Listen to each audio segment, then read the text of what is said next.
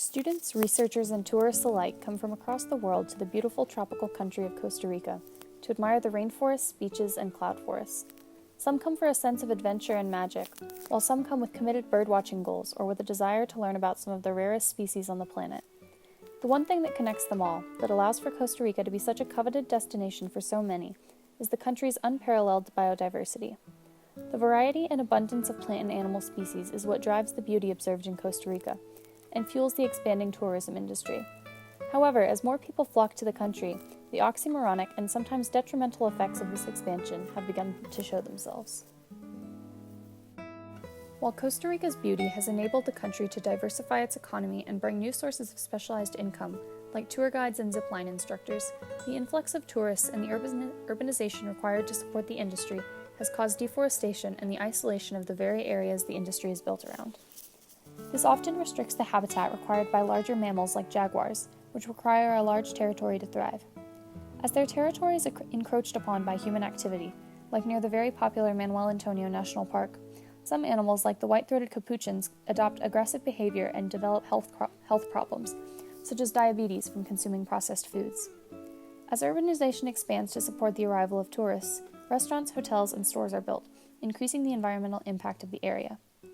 Another major threat to biodiversity in Costa Rica and across the world is agriculture. The introduction of monocrop production leads to deforestation in order to clear land for massive plantations of crops like rice and coffee, which require a large amount of water to grow. The maintenance of this monopolized industry's high profit margin introduces frequent use of pesticides, which cause health problems like kidney failure in low-paid workers, and also infect marine life due to the runoff from the plantations. Monocrop production also weakens the soil quality of the farmed land due to the lack of diversity of nutrients that one crop takes from the soil. In soil that is overworked and lacks nutrients, erosion becomes more likely, which can cause unwanted sediments in rivers and a lack of soil for trees to grow. Both of these industries contribute to the already pressing issues of climate change and global warming through the emission of greenhouse gases and dependence on non-renewable sources of energy. Climate change has been shown to be forcing species higher in elevation in order to escape warming temperatures, and organisms that can't adapt fast enough are driven closer to extinction. While many are familiar with these issues, they might be wondering what biodiversity has to do with them, or wonder why it's important at all.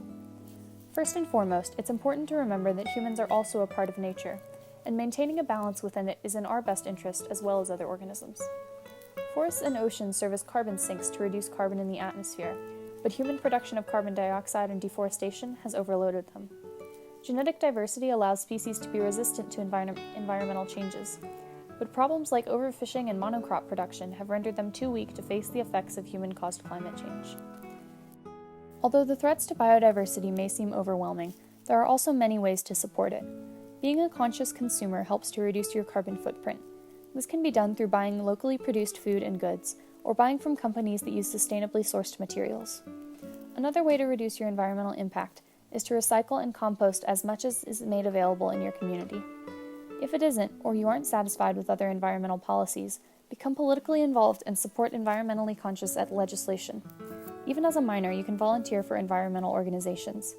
Use renewable sources of energy whenever you can, or reduce your use of greenhouse gases by taking public transportation and leaving the windows open instead of turning on the air conditioning. When considering your future, remember that you don't have to be a biologist or an engineer designing solar panels to make an impact. A journalist can write persuasive articles to encourage the protection of endangered ecosystems. An excellent debater can consider a career in environmental policy. A good leader can apply for positions within local organizations or start a club at school. A teacher can bring awareness and respect for biodiversity to students. Even a person with a completely unrelated career can become a voice for the environment by spreading the word to friends and family.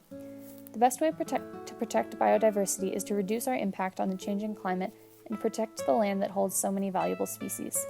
We can all follow the example of park rangers, educators, sustainable farmers, and compost producers to take initiative to protect our planet's environment and biodiversity for the future.